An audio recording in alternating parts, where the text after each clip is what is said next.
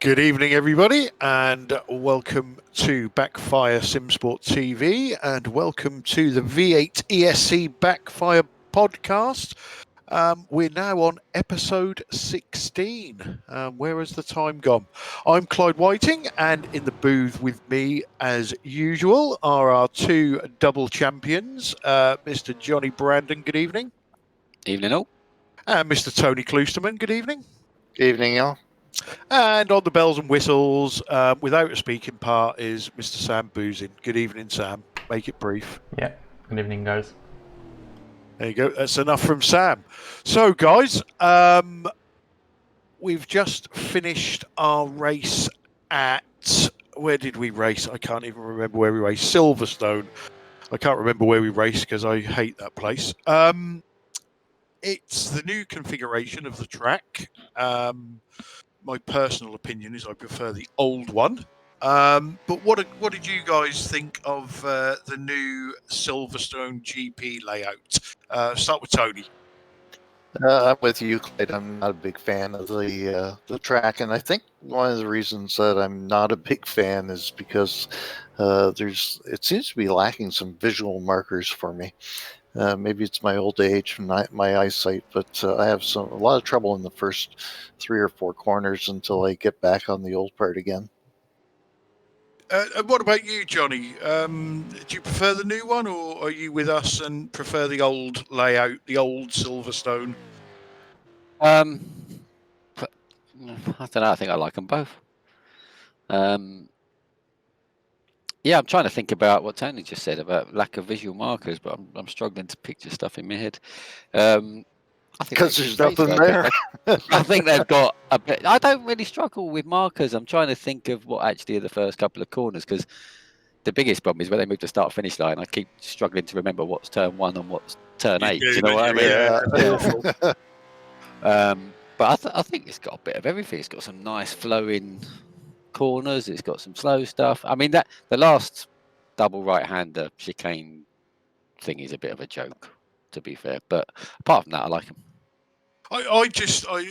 My personal view is the old track flowed from start to finish, whereas this one it seems to be a bit broken up. And I think you're right, because being so used to the old Silverstone, you get confused where you are because turn 1 isn't turn 1 anymore, and I just found it a little bit weird.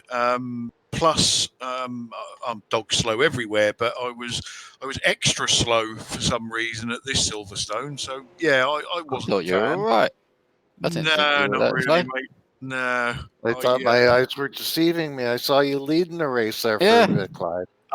You know what? I was desperate just to get that 1 point for leading a lap, and the bastards wouldn't let me do it. Oh, sorry about that. So not good. I'm on a downer with XVR at the moment, but we'll talk about that later.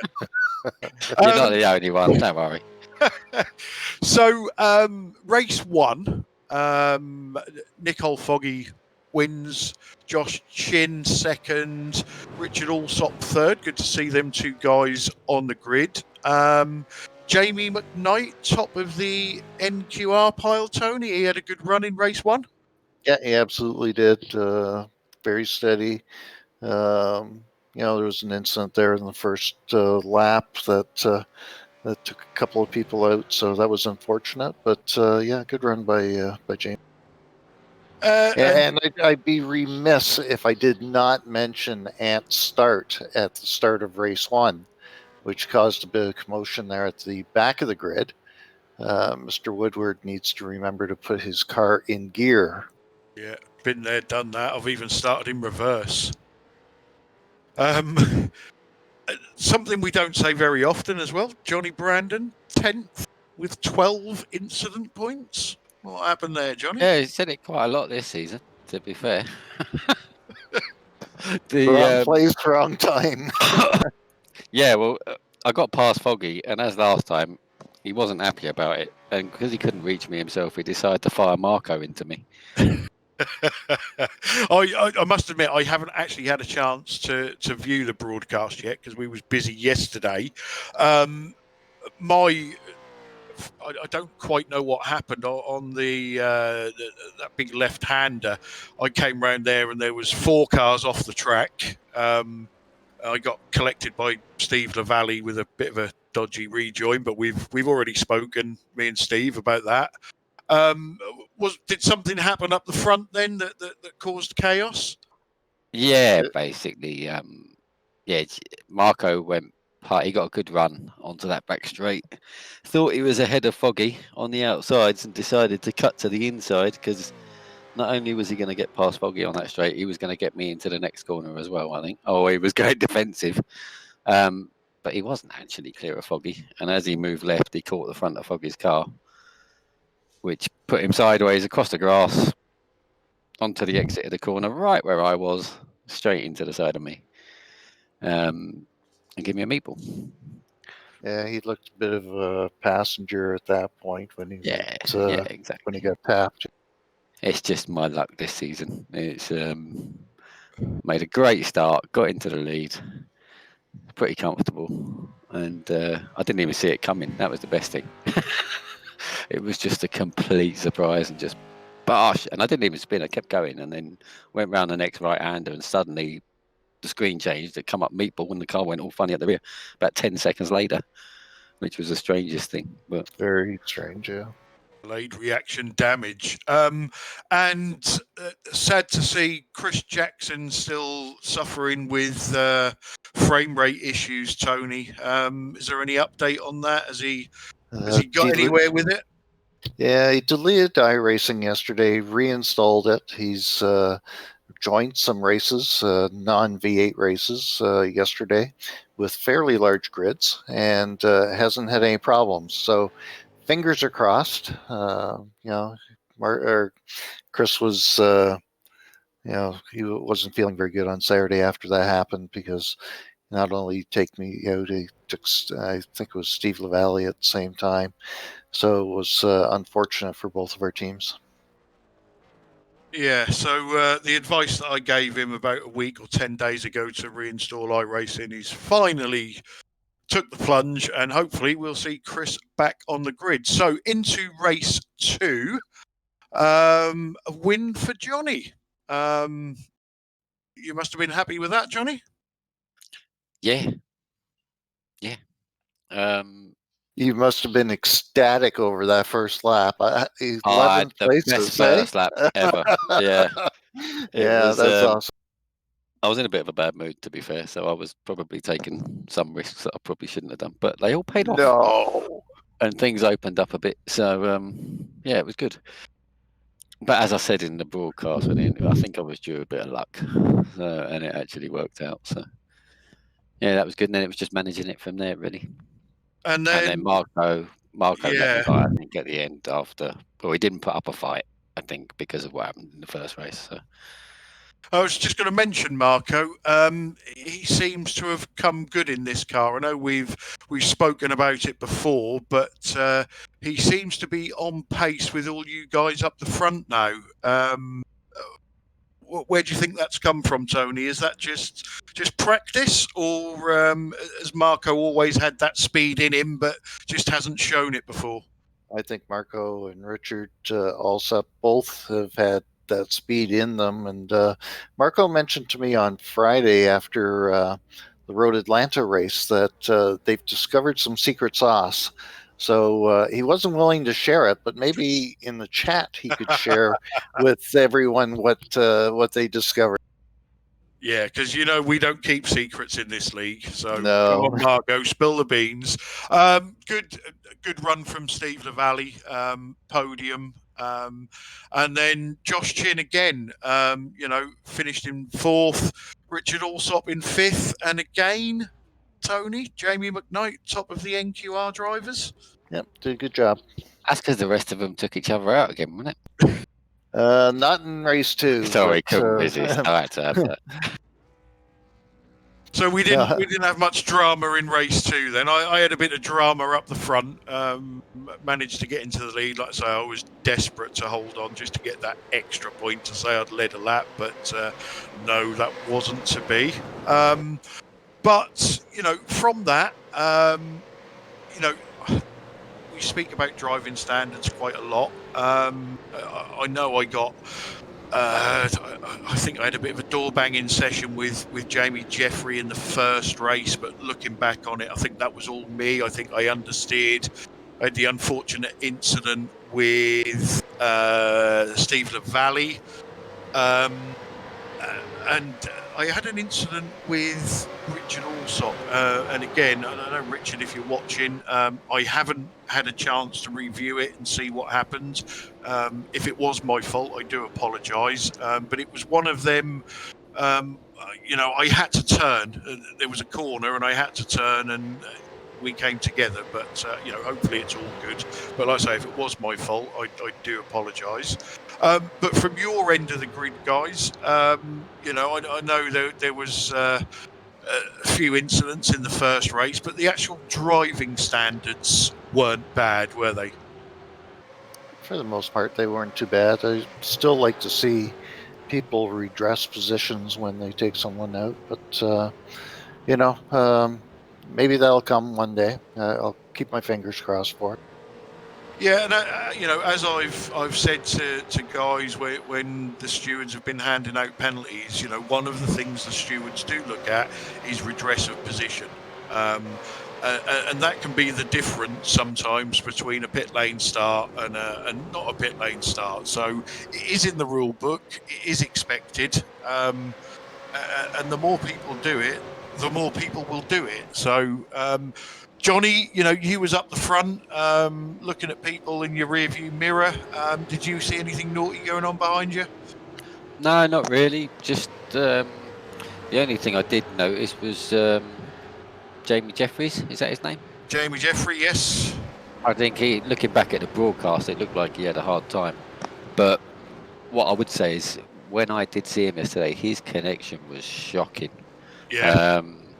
So if he is out there and feeling a bit hard done by from the weekend, he needs to sort his internet out, because he was properly disappearing, coming back, just non-stop whenever I saw him.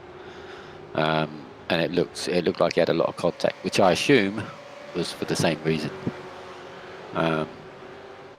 So yeah, definitely. Yeah, I know Pete Bingham has been having connection issues, which is why I was in that league. Yeah.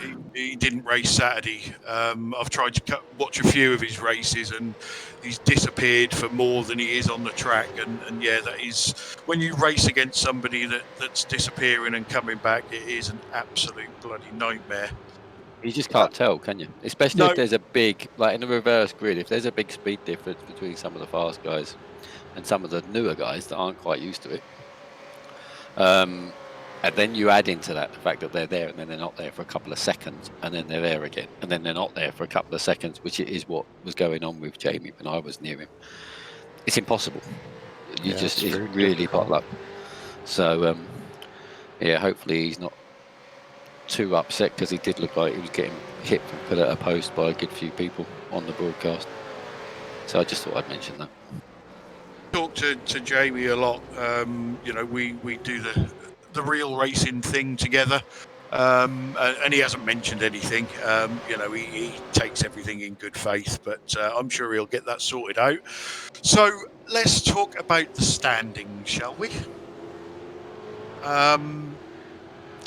Johnny, I'm out of it. Brandon, I am out of it. I'm going to talk to you first.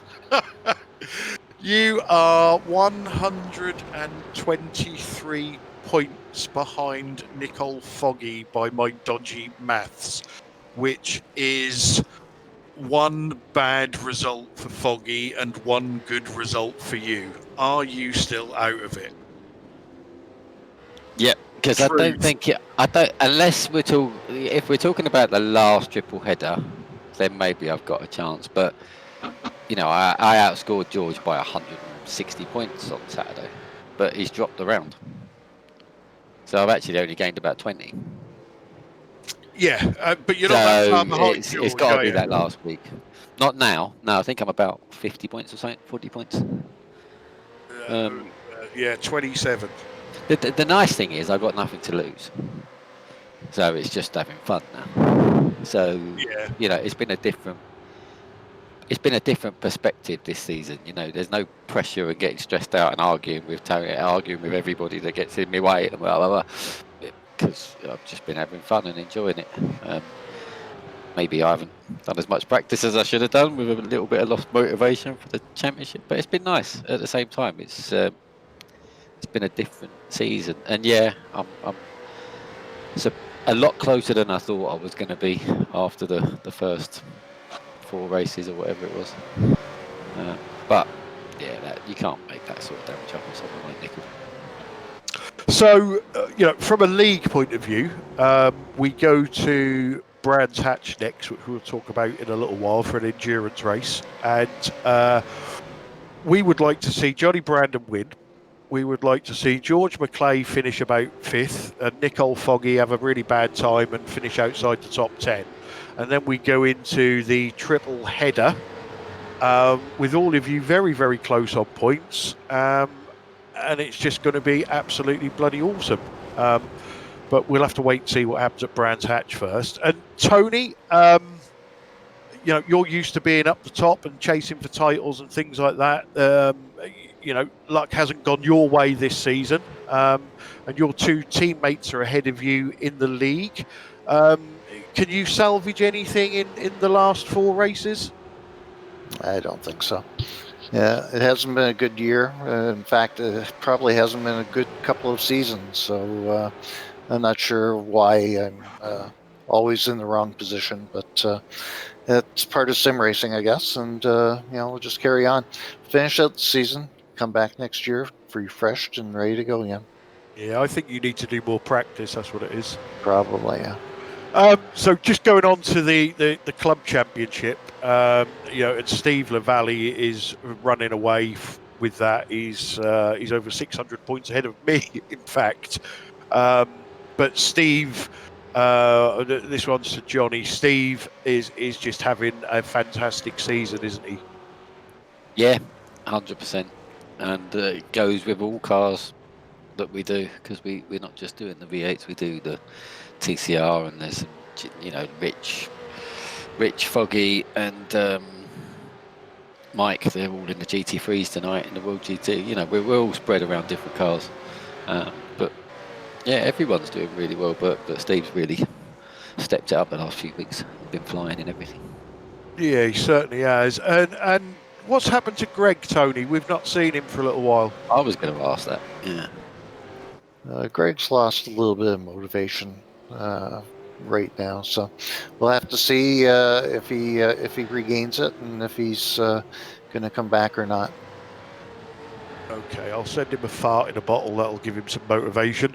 And into the teams. So XVR, what are you, just over 500 points ahead of Never Quit Racing Blue, which is Tony's team.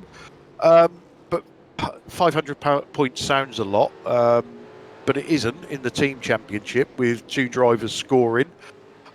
Still clinging on to the hope of clawing that back, Tony? There's not a chance, not realistically. So, you know, all the credit to XVR. They've, you know, done very well, scored points every round. So, you know, they'll get the championship this year. Okay, and just quickly, I'll just go through the Fred Brigham Forever Forward Award, currently being led by Jamie Wilson with 87, George McClay on 83, tied with Nicole Foggy on 83. And in the Safe Driver Award, we've got Dominic Sori leading that. He's actually level with Jamie McKnight and Wayne Sanderson in 3rd. So that's the standings over and done with. So let's get to let's put people on the spot. And we'll start with Tony, because Johnny always has to think about this. Your driver of the meeting from Silverstone? I'd say Joshua Chen.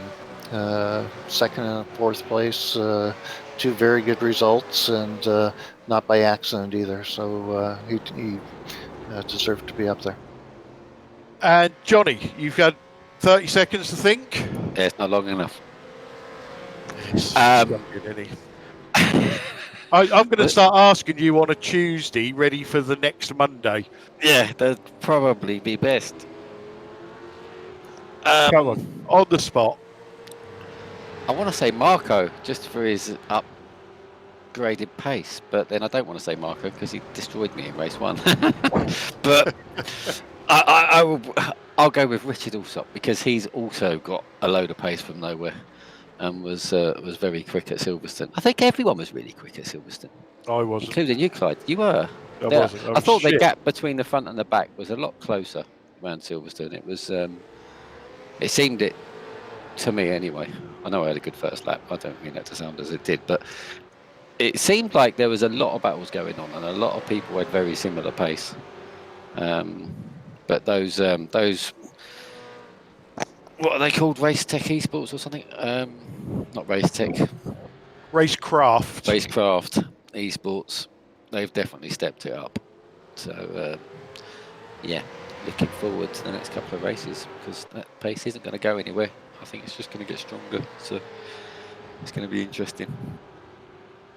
Yeah, and I think overall, we'll talk about it at the end of the season. But yeah, there are a number of drivers that are going to be in contention for driver of the season. But I'm going to go with Tony on this one. I think second and fourth from Josh Chin. He's been away for a couple of meetings and has come back. And he really smashed it at Silverstone. So well done, Josh. Second and fourth is great. If that's the case, then I'll change my vote to Josh because you know how rubbish I am. I got no clue who come where. So I thought you were going to change it to Foggy for a minute, but anyway. No chance. Right, so that's Silverstone done. Next race, Brands Hatch. It's an enduro event. Now, before we go into details of Brands Hatch, there is going to be an announcement coming out this week, but we'll do the track. No, we're not changing the track, but we are changing the time of day. Initially, we was going to do Brands Hatch at night, which was going to be absolutely fantastic. But as it was pointed out, there is zero lighting round there, and the broadcast would probably look a bit rubbish. So what we're going to do is we're going to change that. It's going to be the session will kick off in the afternoon, which I think on iRacing is about 1:30. So by the time the race starts, we're going to be looking at about 4:30. So we should have some nice cooler late afternoon conditions by the time the race starts. The only problem with that theory is that iRacing thinks it gets to about 80, 90 degrees in Kent, and you end up with a track temp of about 100 degrees, which has never been heard of. Yeah, there is that, but because I'm so slow, I'm good with the tyres, so that means I've got a chance of winning. Tony, Brands Hatch, love it, hate it, meh?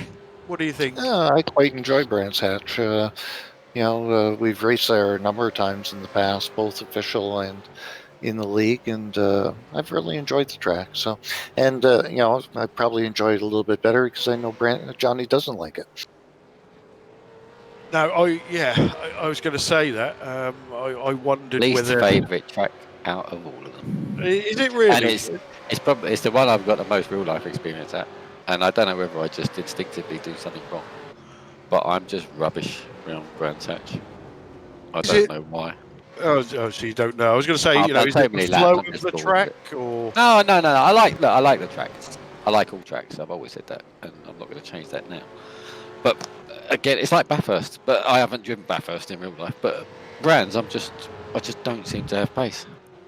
And I have no idea why, whether it's bad habits of a racing line that I've got from real life or what, I don't know. But I just seem to struggle, and I've done that many laps around there.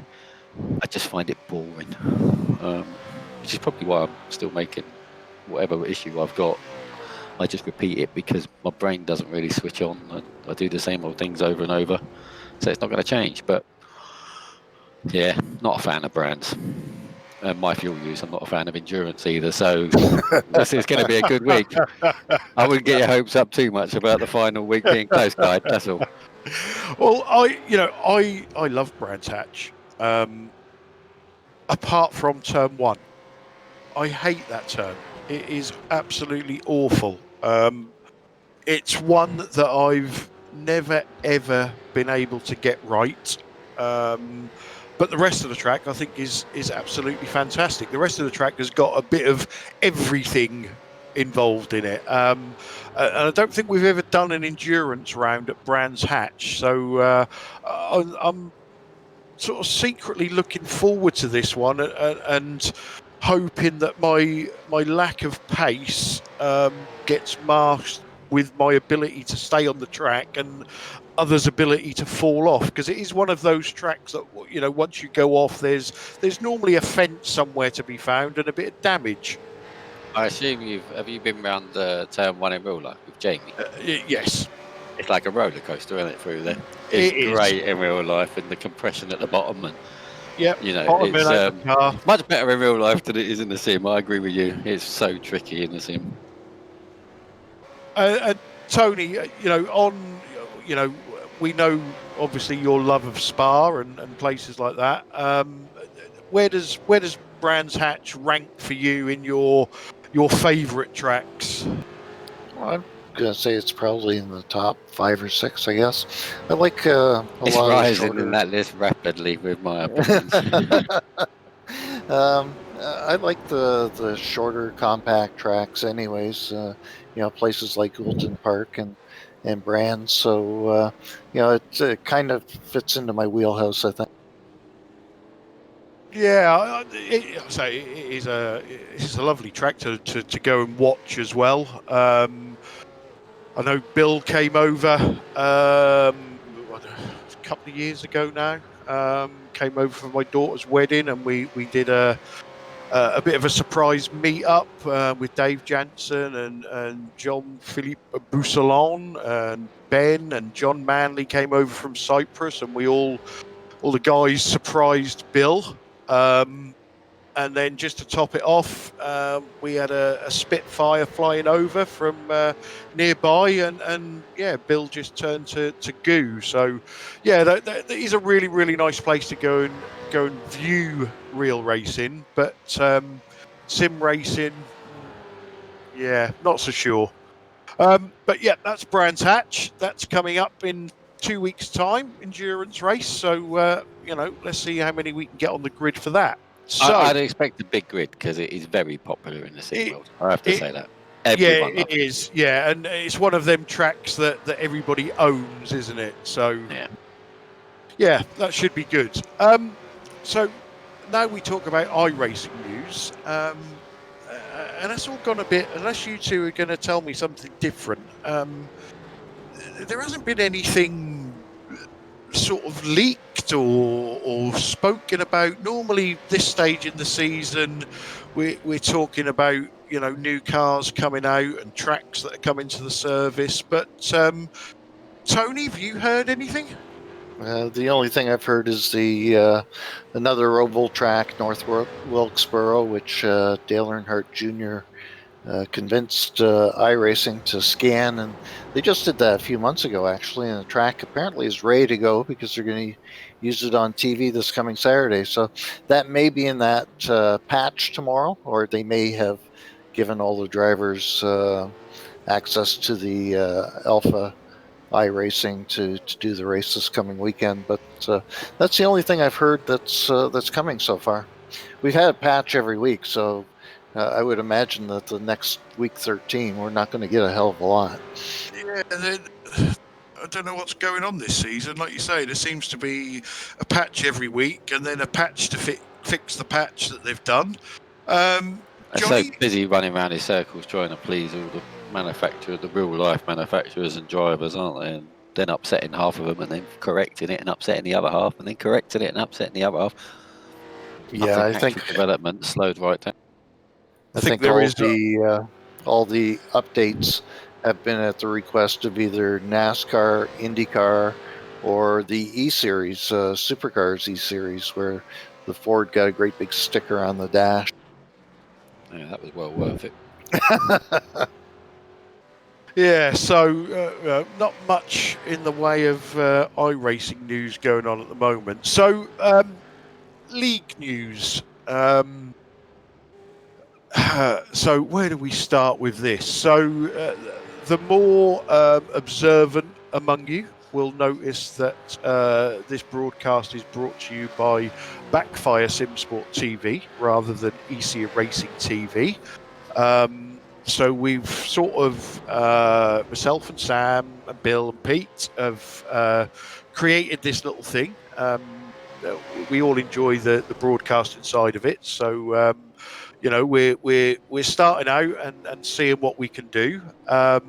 Now, one of the first things that we did, which was spoken about on the podcast probably a couple of episodes ago, was broadcasting the official V8 series at the 8:15 slot on a Friday evening. And we did it the first week, and I think we had 13 cars. I think we did it the second week, and there was maybe 18 or 19. And then last week, 23 on the grid. So I'm not looking for compliments here, guys, honestly. Do you think that the broadcast is making a difference, or do you just think, the track schedule is favourable at the moment to get more people into it? And I'll start with Tony, because I know you do a lot of the official V8 racing. Yeah, I think the broadcast absolutely has increased the numbers on Fridays. And, not to mention that a number of our league members have decided to make it, work as well, right? So when you take a look at the grid, we've got probably, 7 or 8 cars, maybe more, that are helping to fill that grid. And, the broadcast, I think, is really bringing people forward. We're talking it up a little bit in the forums. So hopefully it will continue, and hopefully you guys will continue to do the broadcasts. I know that people enjoy them, and it's very welcome.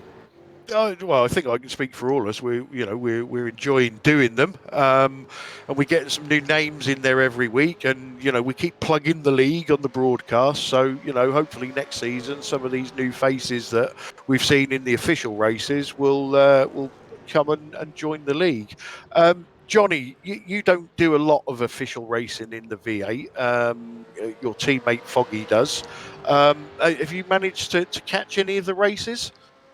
Well, yeah, that's the only reason I don't do official races is because there aren't any in the time zone. Foggy's done a lot of the Aussie strength or quite a few of the Aussie strength of field ones early on in the season. He was getting up on a Monday morning and doing the 10 o'clock races with the Aussie guys. But as for a Euro time slot, it was just never, it just didn't happen. So once in a blue moon, and if it did happen, there'd be 7 people in there. 4 or 5 of which would have I ratings of less than 1,000, and it arguably wasn't worth doing other than just to drive around and do one. You don't get any I rating. It's a boring race. Yeah, no, mine's flying up now. Mine's flying up. I'm somewhere around about 9,000 now, so I've got no worries. You know what I mean? It's not. Yeah, that's right. If you're an I rating whore, shall I say, by putting your I rating on the line against somebody with 600 I rating, you're putting a lot on the line, and they've got nothing to lose. Yeah, and it's not even so much that it's you just haven't got a race. You're just driving around for 20 laps. You're not racing anyone because the pace is so different, But now you're doing the broadcast, a lot of people are turning up for it. And we've had some really exciting races that arguably haven't gone the way they would have been expected to have gone, as far as winners and etc. have been concerned, in my opinion. So, which is great. But you do still get the people that want to be on telly. Yeah, there's very low I ratings. Yeah. So it would be nice to get some more people. But the longer it goes, the broadcasters undoubtedly changed it and made it more popular, which can only be a good thing. And hopefully, the longer it goes on for, the busier and more populated it will be. And it probably won't take a lot more drivers to actually create a split. Yeah, and that'll be fantastic. But yeah, it's all good. And as far as I'm concerned, it's all down to the broadcast. It's all down to you guys and Tony for promoting it in the forums, and it's all down to that. So well done, guys, and thank you. excellent. So the next thing I've got on my notes is just a bit of a revelation around the broadcast. We are currently talking to our sponsor at Racetech about BSTV taking over all of the V8 ESC races from next season. But once I have something definite, I'll let everybody know. Plenty of notice. And the only other thing I've got from a league news point of view is we have finalised the schedule for next season. We are going to reveal it. We normally don't do it till the end of the season, but the broadcast after Brands Hatch, so 2 weeks today, we will be revealing the season 9 schedule. And I must say, it does look bloody good. So that was everything to do with broadcasting and a bit of plug-in and everything else. But, if I do the podcast, I might as well do a plug. Last thing on, and it's not really league news. I see something on Facebook. Put it onto the league Facebook page. Racetech are now getting into building sims. Did you guys see them, Tony? Yeah, I saw the post that you put up, Clyde. Had a quick look at it, and I see that they put out an update today indicating that a number of the features on it are adjustable. The seating and the pedals and the steering tray, etc. So price point looks good. I'm not sure what the shipping will be or how heavy it'll be. The only thing that I had wondered about was what gauge metal that they're using to build it, to see if it would be sturdy enough for direct drive type wheel. But it looks good. Johnny, did you see it? Yeah, just second what Tony said there. Really, it looks good. Looks good. There's a lot of different ones around, but obviously Racetech are an experienced real life motorsport company, so I'm sure the build quality will be good. But yeah, unfortunately, I already have a rig at the moment, but I'm sure there's plenty of people out there that would do well to look at. Yeah, I'm sure there's plenty of people looking at new stuff, as there usually is. I, for one, I'm in the market for a new rig. And I will ask David at Racetech whether we're going to get any sort of league discount, because if you don't ask, you don't get. Obviously, I've offered my services to model one for him as well. If that's required. You could say you're putting that up as a league prize, Clyde, and then just don't tell anybody else and keep it. Yeah. Do they make them? Do they make them in an extra large size? Oh, here we go. Here we go. Right. Shall we talk about Tony's operation? Gauge steel, Tony, yeah. So there is nothing else from me, guys, in the way of... Sorry, I was getting a bit of feedback there. Yeah, nothing else from me in the way of league news. If you take it, you guys... I have got another secret, but I can't come. I can't say it yet. Let's move on. So, questions from the audience. Not sure if we've got any. Let me have a look. So Nikolai, our good friend Nikolai, and I believe this is aimed at Tony. Gridding as late as possible. Why? Now, I've heard And having a chuckle to myself. Sorry. I know you've mentioned this before, Johnny. I've heard, and I'm not sure whether it's an absolute load of twaddle or not, that gridding as late as possible is something to do with tyre temperatures. But Tony, as you are the late show of gridders, anything you can enlighten us with? A couple things. First, I grid as late as possible because I know it annoys Johnny. The second is that if you have someone that has disconnected from the server, the time will run out regardless. So why sit on the grid any longer than you need to? And third is that tire temperature thing was something that people discussed probably 2 seasons ago. I don't think it applies to the new tire at all, but the thinking was that when you're sitting on the grid, that the tires would cool off, especially on a very cool track, and you may lose a little bit of grip. But those are the 3 reasons why I grid late. It's more of a habit now more than anything else. But if somebody hasn't connected to the server, then the time's going to run out anyways. And I'll tell you what, we'll I'm sure that was aimed at Tony, so we'll leave that one with Tony. We've also got a sensible question for once from really? our very own Mr. Lane O'Connor. I should have known. Well, you know, Hold on, sensible from Lane O'Connor. That makes no sense whatsoever. That's why when I saw the name Lane and I read the question, I was a bit, oh, hang on a minute, what's going on here? So, does the panel, I believe that's us, think we have a more balanced grid this season?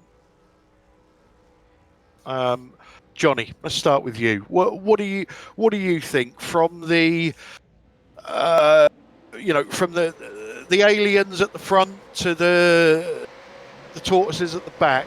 Do you think it's more balanced? Do you think there's more racing this season? Potentially, yeah. I think it does appear to. Everybody's putting time in. Everybody's sticking with it. The ones that are still in the league are the ones that are sticking with it, and everybody's getting quicker. And everyone's chasing that guy in front, and that's how you get faster. So, and everyone seems to be getting quicker at the same sort of pace, and it does seem to be closing up. Even people that are making a lot of mistakes, if they cut the mistakes out, the pace is there. So it's good to see. I think it's the benefits of being in the league. And Tony, I'm gonna say something now, and it's gonna sound really bloody awful, but it's not meant to. As Johnny says, the drivers in the league are getting faster, and it's probably more noticeable with your results than anybody else because you've been involved with running the league with me right from the start. I remember the first post I ever put out, you jumped on it straight away and said, let's do this. This is going to be great. Some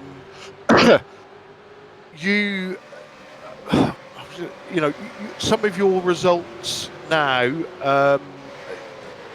you're back end of the top 10 rather than front end of the top 10. Is that purely, I know you've had some bad luck, but a lot of it, we've got these, the Marco Namellas, the Richard Allsops, the Josh Chins, the Jamie Wilsons, then you've got the Steve Lavalleys and the Rich Warminghams that are all getting quicker and quicker and quicker.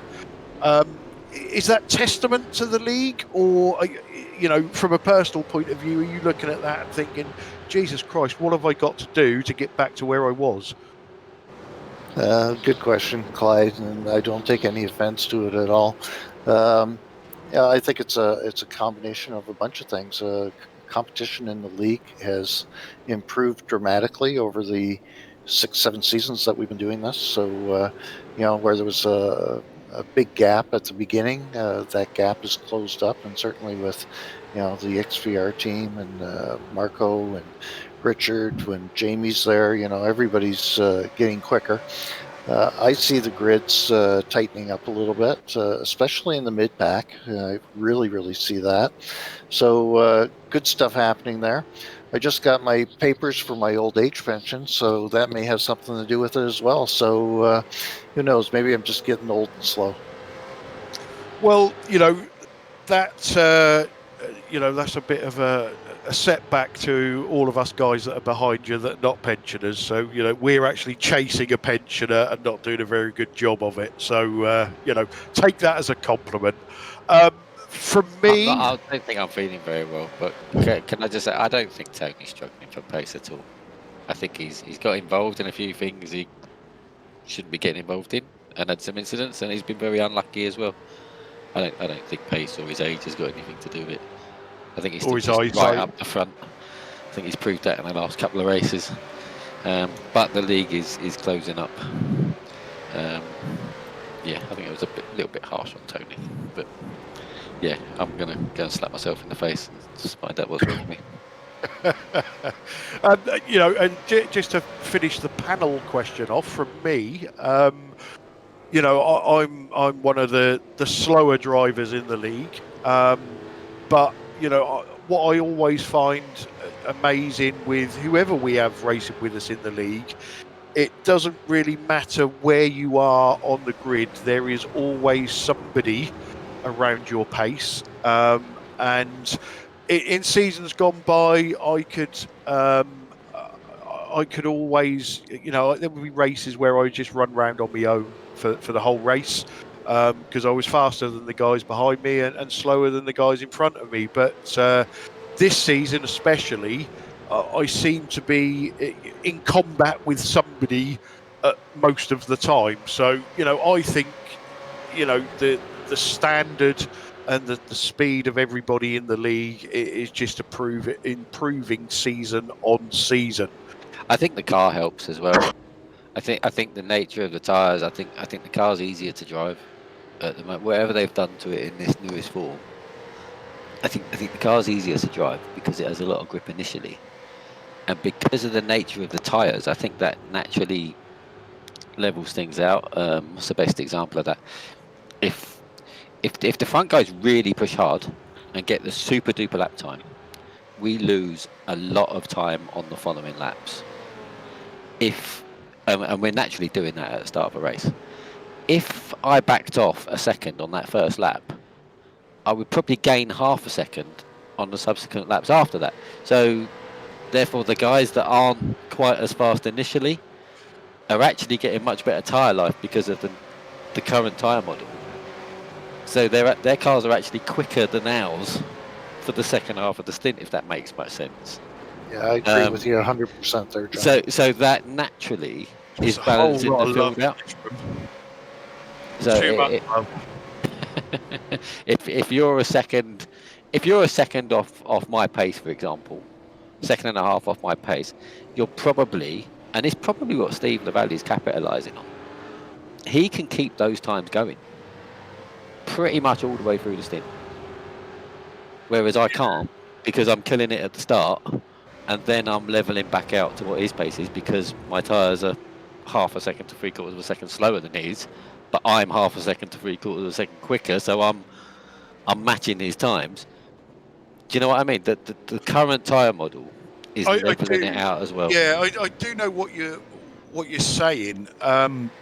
One thing that I would, and it might just be, obviously you're a lot higher standard of racing than me, and it's interesting to hear you say that the car is easier to drive. I'm finding from my end of the grid, I don't find the car easier to drive, but with the old car I found that there was little or no warning that you was going into the fence. Whereas with this car, it tells you that you're being a twat. See, I'm kind of the opposite. Yeah, see, this is what I'm finding. It's giving me warning signs that, you know, Clyde, just stop that, because you're just gonna. I'm gonna put you in the fence if you carry on, and then you calm down a little bit, and everything's nice. That's what I'm finding from the slow end of the grid. Yeah, maybe easier is the wrong word, but I think this car's much more grippy than the old car. Would be my assessment of it, if you like. I think the old car, you could dance over that limit quite a lot. You could slide it. You could get away with sliding it and going past the limit in the higher speed stuff, and it was much more predictable. Whereas because of the high grip levels in this one, if you go past the limit and step the rear out, it's likely to bite and spit you back the other way. Therefore, it's more punishing. So it's you've just got to drive within the limit on this car, and plus the obvious problems of if you start spinning up or sliding, you just kill the tyres. Whereas you could get away with it a lot more in the old car. It used to be my saving grace in the old car that I could move the rear around. I just focus all day long on the front, and I'll sort the rear out. And some of the other guys didn't like that setup. Whereas this car, we're all pretty much in the same boat, because you've got to drive it a certain way. Because, like I say, if because of the higher grip levels and the way the tyres are, if you step out in this, it's liable to bite and spit it back the other way like a pendulum. Whereas the other car would progressively slide. Obviously, as the tyres get older with this new one, it doesn't so much spit you the other way; it just won't stop sliding. But yeah, they're the differences for me. So I do think it definitely levels the playing field out with the current tyre model, I think. But yeah, maybe easier is not the right word. But Okay, so we went off on a bit of a tangent there, but we might as well finish it off with Tony's opinion. You know, what do you think the difference is then, Tony, between the old car and the new car from the way you drive it? Well, I think I agree with both of you to some degree. The old car I found was very snap oversteer or very snap understeer. And I'm finding that this car, as Johnny says, grips a little bit better, especially initially. It's got a fair amount of grip, and you can be a bit more consistent with it. That's what I see. I think that the car signals very well when you're losing the back end, and you just lift out of it a little bit and be able to save it. So Johnny and I disagree a little bit there, but I'd agree. I think with that, I think it does signal when the back end's going. I just think you could deliberately let the back end go in the old car. You can't in this because it will bite you. But maybe that's more the power model. Maybe, and on the old car, I found, and you drive the thing so long and you're used to setting it up, which will lead to the next questions, I'm sure. I find setting up this car much more difficult than the old car. So, and that may just be knowledge of the old car and, knowing what it does at particular tracks and what to do. But it's still a bit of a research project for the new ones. Okay, so I think this one's easier to set up than the old one. Then you should start providing setups. So just use a default. I told you before. We have got a couple of questions on setups, but I've just remembered that Mr. Andrew Hoffman sent me a question today because he's not around for tonight. Well, hopefully you two guys have got exactly the same answer. But we'll go with Johnny first. So he said, my question is the new tyre model pressures in accordance with track temperature. How much pressure increase or decrease with a rising track temperature? I can run different pressures on any track and see very little difference in performance over any length of time. So I think basically what Andrew is saying is, from what you guys do on track. So when we have a super sprint rounds, I got an easy answer. Feature. Do you change the tyre pressures depending on the track temperature? I run the same tyre pressures every track temperature, every track. Haven't changed them for anywhere, and never do. But saying that, we never changed them in the old car, and I think Tony may have done, depending on track temp. But we never change them. So we run 20.5 all round everywhere. Okay. I don't know what that is in KPA, that sort of metric, but 20.5 we run everywhere. And Tony, I know we have had many hours of discussions over tyre pressures and hot pressures and tyre temperatures. Is that something that you are changing on this new car, or are you like Johnny and you just run the same everywhere you go? Same tire pressure, same whatever the temperature is, whatever the track is, and that's 20.5, same as Johnny. We have played a bit with it to see if it would make any difference, and quite honestly, I haven't seen any difference at all. If in fact the car gets slower as you increase the tire pressure.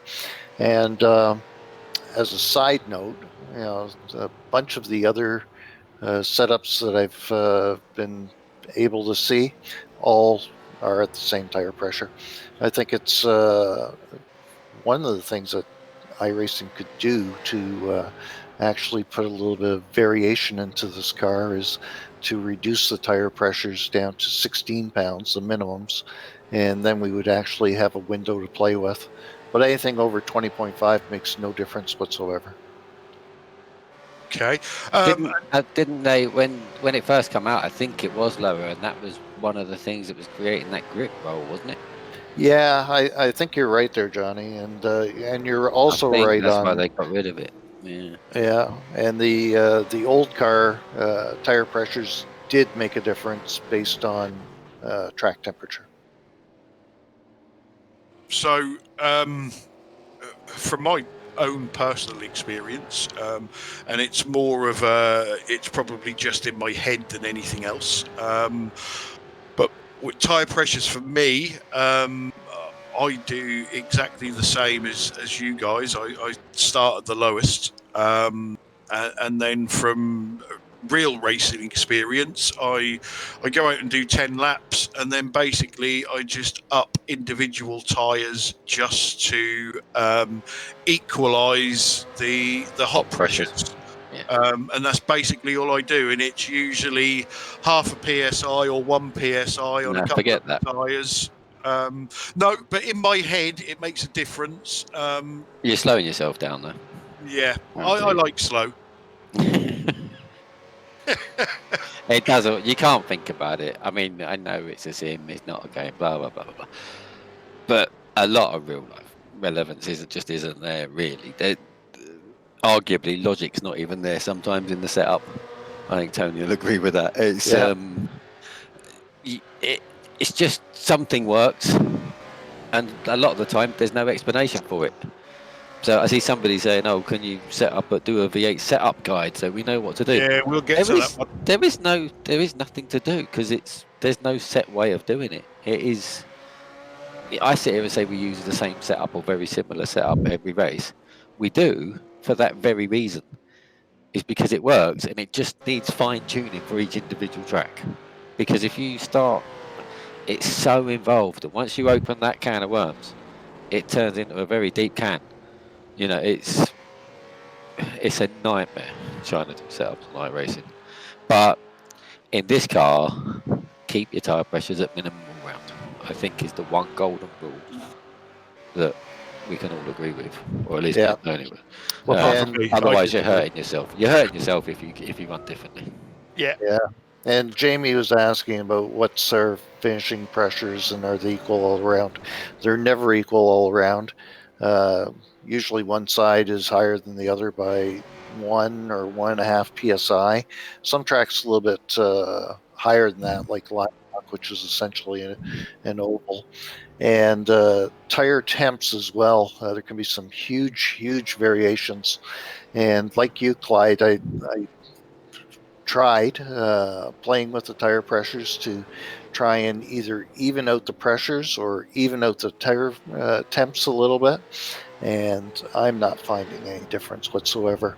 So my advice until they make another tire change is set them at 12.5 and leave them. Just put it out of your head.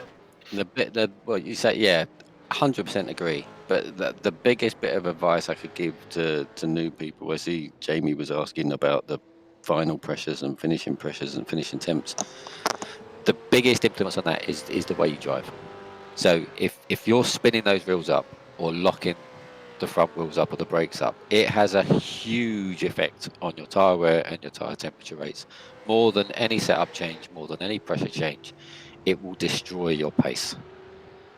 20.5 all round is the way to go with tyres, and look after those tyres like they are going to last you for the year, because if you damage them with one lockup, it costs you pace. The other thing that a lot of people probably don't realize is that the tire temperature that you're seeing on iRacing in the garage is only a reflection of the highest temperature it's reached during a particular set of laps. So it's not a finishing tire temperature, should I say. It's reflective of the hottest it ever got during that stint. So if you go out one lap and lock up a front tire and it overheats, you're going to see the same temperature there as what somebody may have after 3, 4, 5, 6, 7 laps. And I see Joshua tells me that that's not correct, but our information is that what iRacing shows you is the highest temp. Now, if you go into Motec or something else, you will get the actual tire temps and pressures during the laps. Okay, so the answer to your question, really, Andrew, is no. Just set them at 20.5 and leave them there. Which also answers Jamie's question. So these guys are quick; they know what they're doing. So that's what they recommend. And Johnny did touch on Ryan's question about would we ever consider releasing a setup guide for the V8s. And basically, I'll answer this one. Although Johnny's really answered it for me. It's something that we spoke about a few seasons ago. I know there was myself, Tony, Victor Tanaka, Chris Jackson, and the biggest thing that we found was everybody adjusts something different to get the desired effect that they want. So it's sort of made a setup guide null and void. Now, from a setup point, Tony's been posting a lot of the setups from the E series in our Discord channel. Tony does tend to supply a league setup, and people like Marco Namella, I think maybe even the Team Chimera guys tend to run Tony's setups as is, or maybe with a little tweak. So there are setups available. Setups, we've said this before, setups are not the be all and end all. Your driving style is the be all and end all, because you can take a setup from the fastest guy on the planet and not be able to keep the car on the track. If I run, but me and Foggy never run the same. We're running the same base setup, but we always have different ARBs. We have slightly different things, slightly different dampers. But it's based around the same starting position, and we never go the same way. And if I drive with what he ends up with, I'm half a second slower. If he drives with what I end up with, he's half a second slower. Yeah, that's it's right. It's a personal thing. Yeah, and what I would say to people is, if you are genuinely, struggling with a setup, and sometimes you put somebody else's setup on, and it's no better than the setup that you had, but it's all in your head, and for some reason you go faster. Most of, I would like to say all of, but 99% of the drivers in this series, if you just ping them a PM and say, "Mate, I'm really struggling. Is there anything you can share with me?" They won't always make it available to everybody. Obviously it's tough at the top, and these guys have got their own little tweaks, but they will most definitely help you out. And that's the way the league has gone for a long time. So again, just to answer Ryan's question, we've looked at it, and you're just opening up a can of worms. Just the conversation that we had around it was right. Well, if I was understeering into this corner, what would you do? And one person would say, do this with the ARBs. Another one would say, lower the rear ride height, front ride height. And there's just so many things. There are plenty of guides out there for general setup tweaks. But ultimately, it's what you're comfortable with. That's the way you've got to go. So another question, they're coming in thick and fast now, from Richard Alsop. Does Tony get help with setups, or does he just do it himself? I know the answer to this, but I shall let Tony answer. So I don't do it all myself. It's a team effort. Chris Jackson, Greg, Jimmy McKnight, we all work together on the sets. Generally what will happen is I'll throw up a version 1 set beginning of the week and say, go to it, and this is what I can achieve with it, and then the guys start tweaking on it. But setups really are a individual preference thing, and it depends so much on your driving style that what I drive may not be any good at all for someone else. It depends on how hard you brake, how early you brake, when your turn in is, all those sorts of things. And it really is individual preference. You can have 4 different sets for one track and put together almost the same times with each and every one. What we have to remember is that the engine's the same for everyone. The tires are the same for everyone. Generally, everyone is running the same rear gear within, one point anyways. And then the rest of it is just ARBs and springs. So, that's where the setup changes are different. But really, it depends on your driving style. So you have to find something that works for you. Within the team, we all have, sort of a base set, as Johnny says. Him and Nicole have got something that are similar, and then they start adjusting the ARBs and maybe the dampening a little bit. But there's no science around it yet that I've been able to find. Okay, and for those of you on the Discord server, Marco Namella has just posted a link to a guide that is on the racecraftesports.com website. So go and have a look at that. That might might be helpful for some people. Practice is a massive thing. There's no secret setup out there. It's if you don't put the time in this, if I don't practice, I'm 2 seconds off the pace. Put the practice in, I'll gain about 2 seconds, and I'm pretty sure that if I use the default baseline setup, I get to within half a second of my time anywhere with my finish setup. So it just it really is a personal preference. That's not to say the setups can't make a big difference, because they can at certain places, without doubt. But that's not generally what we're all doing.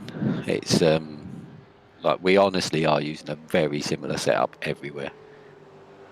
And timing the car is more important than the setup. And you can't start playing with your setup until you spent time in the car, because you're not going to have a clue if you make a change and you just got 2 temps quicker, or whether it was the setup that was 2 temps quicker. So the two really go hand in hand. Everyone goes crazy over the setup. practice is just as important. Yeah, and I can attest to that because I do none. I've pretty much been arrive and drive this season. Funnily enough, Jamie has just put a laughy face there with driver setup. So me and Jamie go back a few years. I've done a lot of what you would call crew chiefing for Jamie. And one of the things I always used to do was what I call driver setup. So, Jamie had come in and say, the back end's really loose here, or the car's ploughing here, or something like that. And I sit there and think, no, you're wrong, mate. You're driving it wrong. That's what it is. So, you'd go back to him and say, right, well, I've made a couple of changes and everything should be hunky-dory now and it should be on rails. And then he'd go out, do a few more laps, come back in and go, I don't know what you did, Clyde, but it's brilliant. The car's on rails. And I hadn't changed anything. So a lot of it's in your head. That's all I'm saying. So, guys, we have come to the end of episode 16. We're doing really, really well on time. So, Johnny, anything else you would like to bring up before we close this circus? No, not really. It's nice that we get the league's getting more competitive throughout the grid, and looking forward to. Kind of looking forward, should I say, to Brands. That's about it. And Tony, any last comments from yourself? Nothing to add. If anybody wants to PM me if they've got any questions, I'm more than happy to help. I've just seen a little post there. I've changed loads of stuff for my tune for Imola and found 2 seconds. Who's Wookie? Yeah, I was going to say, who's Wookie? It's obviously somebody hairy. I would say, now you've spent all that time driving round, go back to the original starting set and do a lap time. I bet you're nearly 2 seconds quicker as well. I bet you're very close. Yeah, it'd be interesting to know who Wookie is. A normal way of doing the setup for us is we start with the baseline thing that we have, and I will not touch anything in the setup until I stop improving. So that may be half hour, 45 minutes. Normally, if I turn up into the Thursday night practice, I will just put the original set on. I won't change a thing. I'll just keep driving and driving and driving until I stop getting quicker. When I stop getting quicker, then you can start playing with little things to change the feel. Until then, it's a waste of time. Okay, cheers for that. We will find out who Wookie is at some point. Last comments from me. Bit worrying. The love between Johnny and Tony tonight. Obviously, we're not It's used temporary. to that. Don't worry. So I'm sure something will kick off at Brands Hatch and we'll be back to hostilities again.